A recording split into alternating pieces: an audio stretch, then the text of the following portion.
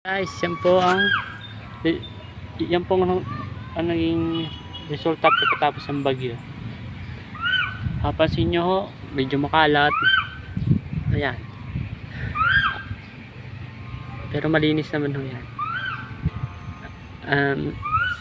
Tatanim ho kami ng kamote. Bali nagkukainaw ako ng tataniman. At ayan na guys. Yan yung hukay ko guys. Yan.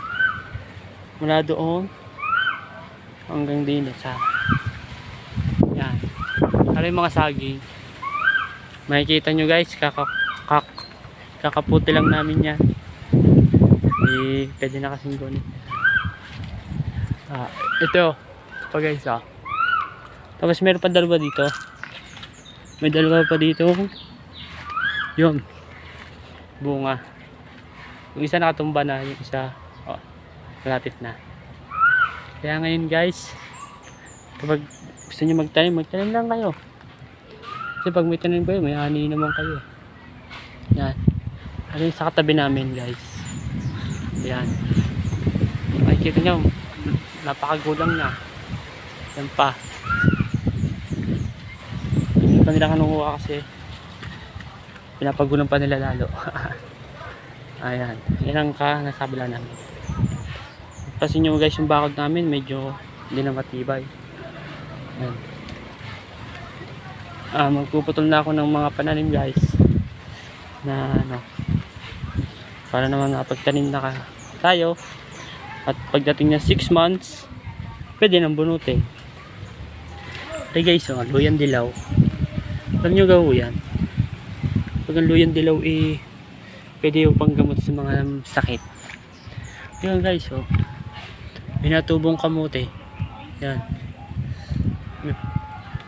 May panggulay na tayo guys. Ikakasada ko lang may linggo na din.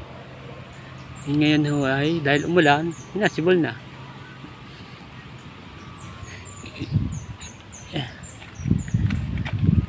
Guys, yung sinasabi panlahok sa isda. Yung lumalaman daw ng marami.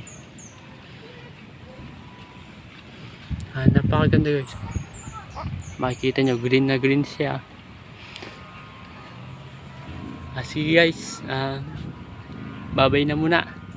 At ako ay mga harabas na. See you na lang mamaya guys, pagtatanim.